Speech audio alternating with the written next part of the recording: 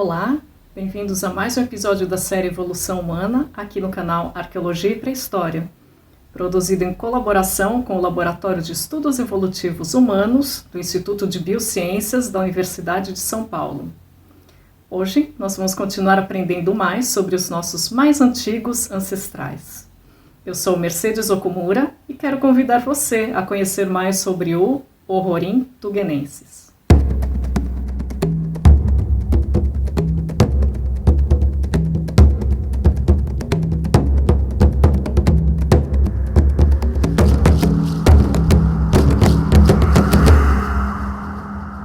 No episódio anterior, nós vimos que o Sahelanthropus tchadensis é muito provavelmente o nosso mais antigo ancestral.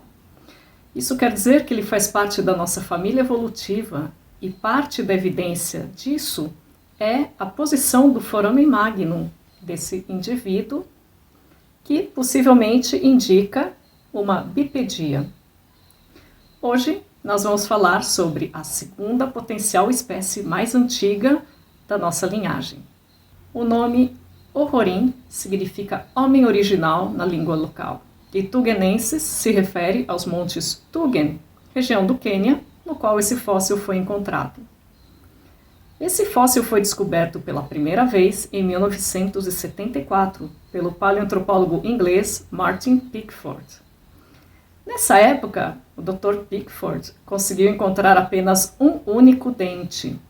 Porém, as características anatômicas desse dente já deram a evidência aos pesquisadores de que se tratava de uma nova espécie de grande símio.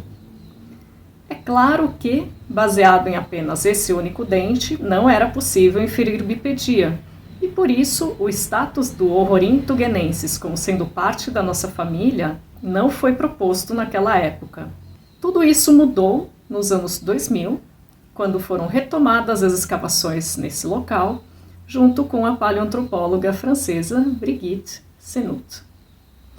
Então, a equipe de Brigitte Senaut e de Martin Pickford encontraram cerca de 20 fragmentos, incluindo mais dentes, assim como ossos do pós-crânio, ou seja, os ossos do corpo, que incluíam ossos, então, dos braços e das pernas do Orrorin-Tugenensis.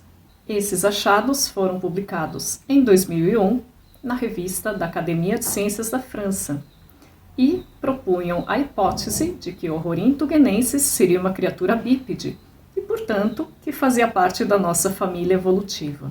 Entre 2000 e 2007, o período no qual o projeto continuou com as escavações, os pesquisadores encontraram apenas 20 fragmentos desse fóssil. Nenhum crânio em bom estado de preservação foi encontrado até hoje. Então, tudo o que sabemos sobre o Orrorin-Tugenensis se refere ao que os pesquisadores inferiram a partir de dentes e de partes do corpo, que incluía, então, ossos do braço e ossos da perna. Assim como ocorreu com o Sahelanthropus tchadensis, que nós vimos no último episódio, não foi possível uma datação direta dos restos fossilizados do Orrorin-Tugenensis. No entanto, datações relativas obtidas a partir da formação geológica no qual os fósseis foram encontrados colocam essa espécie como vivendo na África entre 6,1 e 5,7 milhões de anos, bem no finzinho do Mioceno. Infelizmente, dada a extensão do local no qual esses fragmentos de fóssil do Orrorin-Tugenensis foram encontrados, não é possível inferir um território muito maior do que a região dos montes Tugen, no Quênia.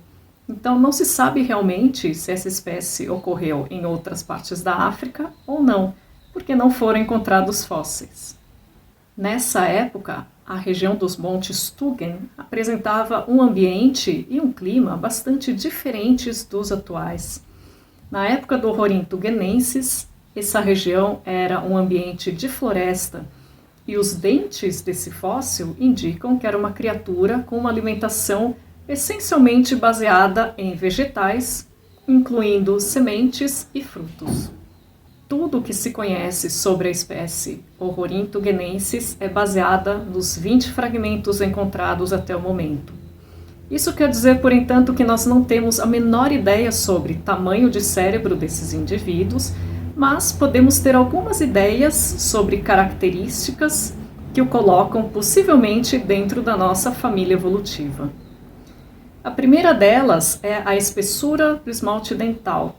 Então, os dentes do Rorim têm uma espessura de esmalte bastante fina, delgada, que é característica das espécies da nossa família evolutiva. A segunda característica é o tamanho reduzido dos caninos, que também é algo que se observa em todas as espécies que fazem parte da nossa linhagem. E a terceira característica, é claro, é a bipedia, ou uma evidência bastante forte de bipedia, baseada principalmente na análise da forma e da espessura dos ossos do fêmur. Esse osso do fêmur é o osso da perna, né, também conhecido como osso da coxa. Esse daqui é um de Homo sapiens, mas é só para que vocês tenham uma ideia da cara que ele tem. E pesquisadores, então, analisando essas características anatômicas, conseguem inferir se uma criatura em questão era bípede ou não. Apesar das características do fêmur do Ororhyntugenensis indicarem uma possível locomoção bípede, essas criaturas possivelmente também se locomoviam parte do tempo nas árvores.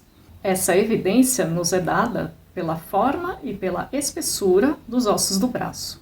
O Ororhyntugenensis é parte do grupo formado pelas 3 espécies mais antigas que potencialmente fazem parte da nossa família evolutiva. Essas 3 espécies incluem, da mais antiga para a mais recente, o próprio Sahelanthropus chadensis, que nós vimos no episódio anterior, o Ororhyntugenensis, que nós vimos neste episódio, e o Ardipithecus, que nós vamos ver no próximo episódio.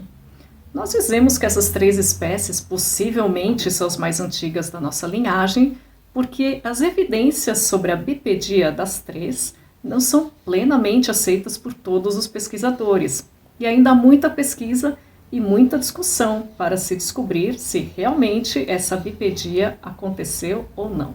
Esse foi mais um vídeo da série Evolução Humana, produzido pela equipe do Laboratório de Estudos Evolutivos Humanos, do Instituto de Biociências da Universidade de São Paulo, em colaboração com o grupo de divulgação científica, arqueologia e pré-história.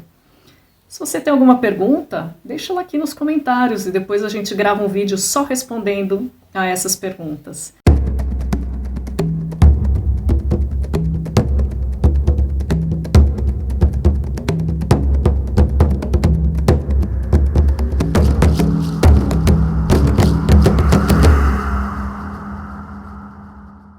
E não percam o próximo episódio, no qual nós vamos falar sobre o Ardipithecus e assim encerrar a nossa síntese sobre as 3 espécies mais antigas que fazem parte da nossa história evolutiva.